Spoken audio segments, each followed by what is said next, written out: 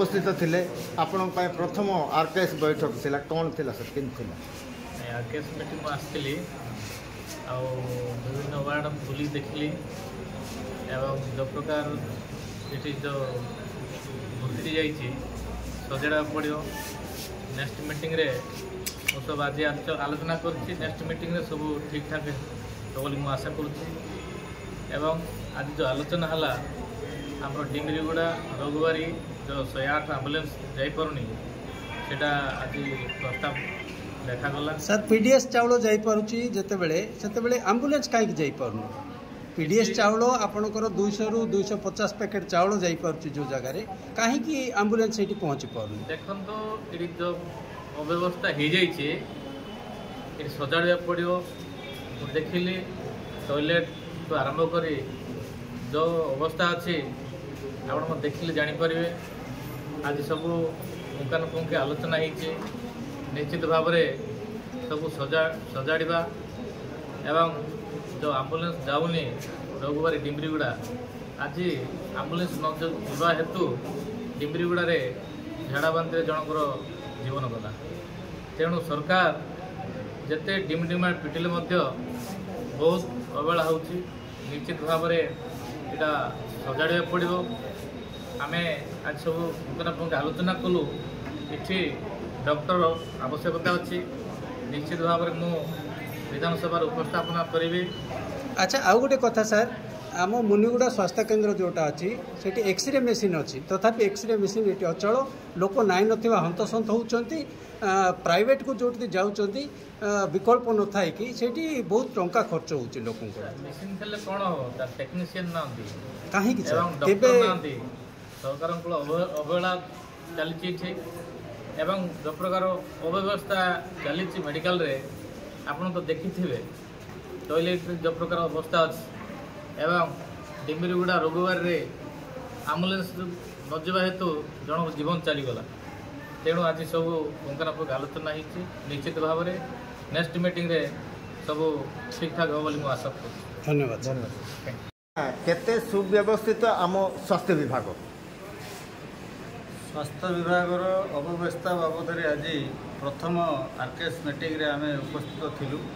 माननीय विधायक विषम कटक श्रीजुक्त नीलमाधव हिकका चेयरपर्सन हिसाब से उपस्थित थिले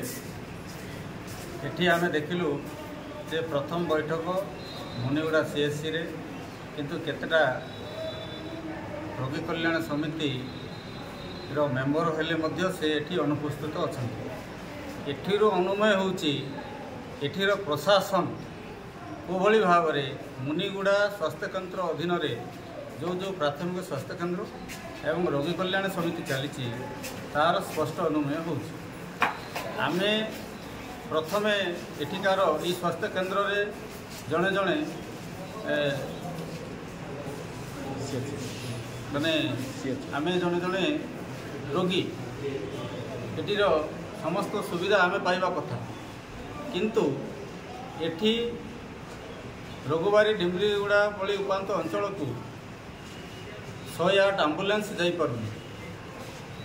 सेठी प्रधानमंत्री सड़क योजना अच्छी 400 पॉकेट पीडीएस चाउल धरिकी रघुवारी डिम्बरीगुड़ा जापरुची एवं सरकार लक्ष्मी योजना रे जो बस चली ओएसआरटीसी माध्यम सी बस भी सेठी जाऊँगी किंतु आज सेठी एम्बुलेंस जाऊनी कहुच्छी रास्तार खराब आड़ देखी रोगी कल्याण जो व्यवस्था रे से माने वंचित अच्छा। अच्छा सुधार केबे आसीबो सर सुधार केबे आसीबो आपन के हिसाब सुधार केबे आसीबो जो अव्यवस्था जो वर्तमान सेठी डिम्बरीगुड़ा पंचायत भटांग पदर बोली गोटे गाँ सेठी 10 जन झाड़ा बांति आक्रांत अच्छा किछि रोगी जिला स्वास्थ्य केन्द्र को रेफर करा किछि मुनिगुड़ा रे एवं किछि अंबादला प्राथमिक स्वास्थ्य केन्द्र रे अच्छा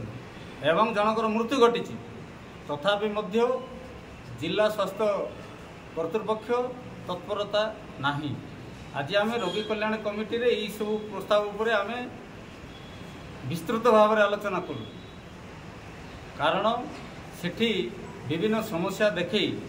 ये जो स्वास्थ्यकर्मी माने जाऊना एनएम सेठी जाऊना रोगी कल्याण समिति रे जो माने कर्तृपक्ष से माने जाऊना सरकार कौन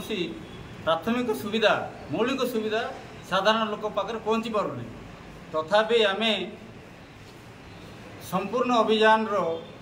खुशी अल्प दिन आगु मनईचु मुनिगुड़ा ब्लॉक रे तेणु से दिन भी मु प्रतिक्रिया रे रखी जे आमे जो संपूर्ण अभियान 9 गोटी विभागर प्राथमिक सुविधा मौलिक सुविधा यदि साधारण लोक पाखे न पहुँची पार ताहले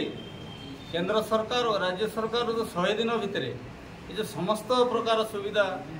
मौलिक सुविधा जोगे देबू बोली जो डिमिडिम पिटुंट ताहा केवल कागज कलम रे ही रहिबो वास्तव से लोक पाखे पहुँचब ना बोली मु विश्वास करुँ। धन्यवाद निवेदन करुचु एवं एबे विधायक मत तागिद करिसंती जदि याकू ठीक भाव रे जदि अल्प दिन भितर जोगाई न दिया जाए ताहले एको विधानसभा रे विरोधी दल हिसाब से आम विधायक नीलमाधवी को शाणित स्वर उत्थापन करेंगे। सर सब बेले प्रतिश्रुति प्रतारणा ही रोचे नुआ आसला कांग्रेस सरकार